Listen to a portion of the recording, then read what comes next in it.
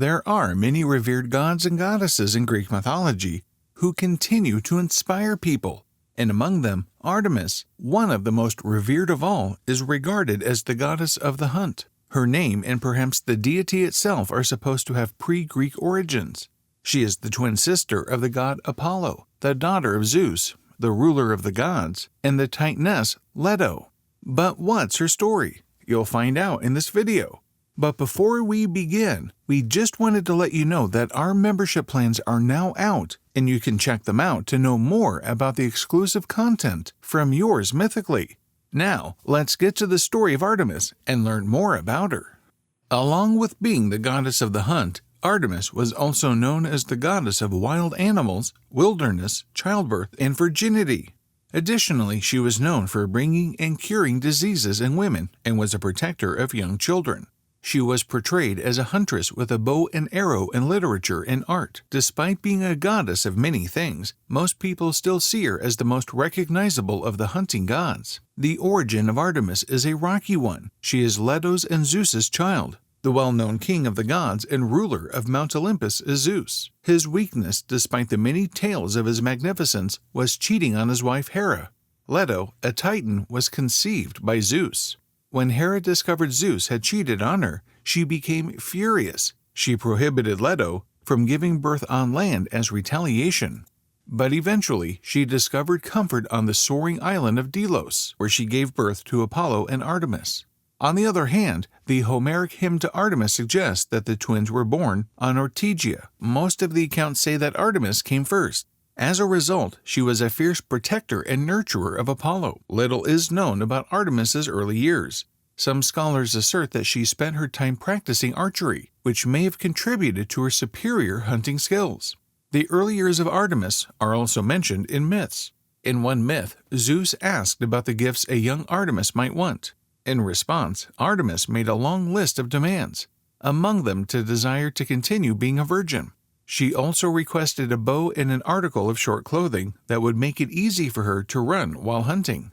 One of Artemis's most well-known qualities was chastity, and as a virgin huntress, she guarded young girls and women. She also was recognized by a variety of other names and titles that were associated with her divine functions. Orsilochia, meaning helper in delivery, Agrotere, meaning of the hunt, and Phareia, meaning of the beasts, and Aidoios Parthenos, meaning most revered virgin, were some of her other names.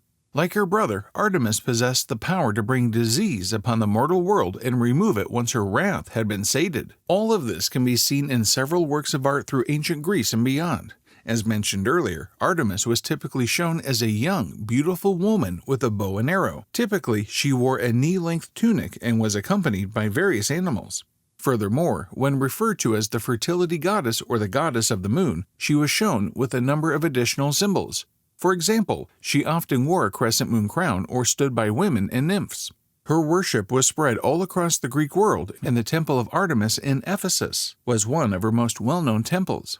There, she was referred to as the Lady of Ephesus. In statues in Ephesus, Artemis was depicted as having numerous breasts. However, the way Artemis was portrayed in ancient Greece is significantly dissimilar to this one. In addition to Greece, the Roman culture also revered Artemis. Her Latin name, Diana, is translated as daylight. Being a significant member of the Greek pantheon, the goddess of the wild hunt is involved in a great number of myths through Greek mythology, giving rise to unique stories of victory and the complex feelings of gods. The mythology often demonstrated the great power possessed by the gods and goddesses who occasionally used their might to assist people. In other instances, these deities harmed humanity out of jealousy and rage. Likewise, there are numerous myths about Artemis's interactions with both men and women where she occasionally punished people who angered her. In order to stay chaste, Artemis never married. As a result, she became associated with chastity and young women as a result. In ancient Greece, it was extremely rare for women to be single. She was one of only 3 virgin goddesses who had never been married in ancient Greece. The other 2 were Hestia, the goddess of the hearth, and Athena, the goddess of war. Artemis kept her virginity at any cost. She drew the admiration of men and gods alike because of this. She had previous relationships, but it wasn't until Orion entered the picture that she supposedly found true love. However, little is known about that connection.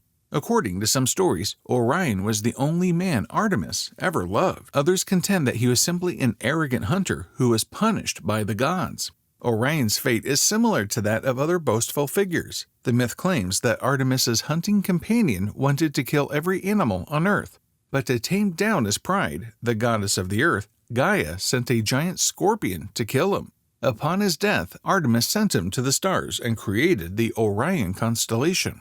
Another story revolves around the central theme of Artemis's purity and the consequences of staring. There are numerous versions, as there are for most stories in Greek mythology. According to the conventional version, Artemis had Actaeon as a hunting ally. He entered the holy spring and discovered the goddess to be naked.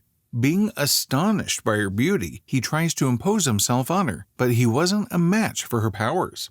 Artemis protected herself well and changed her old hunting partner into a stag as a punishment, where his own hunting dogs ate him up in no time.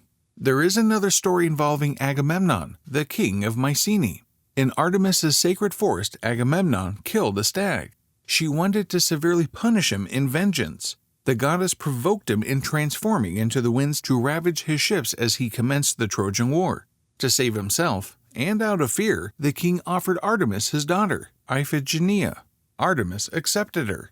However, Iphigenia's eventual fate is unknown in the story, with some accounts assuming that she joined Artemis in eternity. Next, the story of Adonis ends with the vengefulness of Artemis. Adonis was a handsome man who also happened to excel at hunting. While Artemis chooses to kill him varies from one retelling to the next. According to one story, he boasted that he is a better hunter than Artemis. Others assert that she wanted to kill him as payback for the death of Artemisian hunter Hippolytus.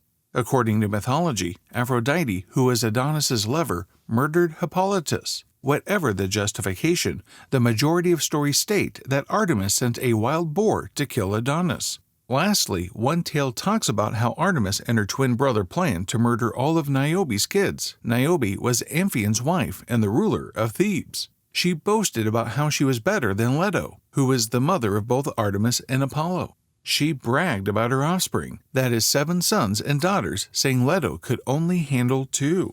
So the twins killed each of Niobe's kids to protect their mother's honor. While Artemis instantly killed all the girls, Apollo took care of the boys, using both poison arrows. Upon hearing of the killings, Amphion, Niobe's husband and the father of her numerous children, committed suicide while Niobe was inconsolable. But as the final nail in the coffin, Artemis turned her to stone as she sobbed. Throughout history, Artemis's character changed, and the goddess performed a variety of heavenly responsibilities. She had authority over everything from childbirth to the unknown wilderness. Young girls and women revered her for her skill in hunting and mastery of animals. To them, the goddess stood for freedom from society. The question is on us now, how we want to perceive her. Some will say that she was full of rage and killed people to satisfy it. While some will see her reasons and validate her, it's your decision to view her as you like. What do you think about this wild goddess of hunting? Let us know in the comment box below. Also, if you enjoyed watching this video, make sure to smash the like and subscribe button. We'll see you next time. Until then, stay mythical.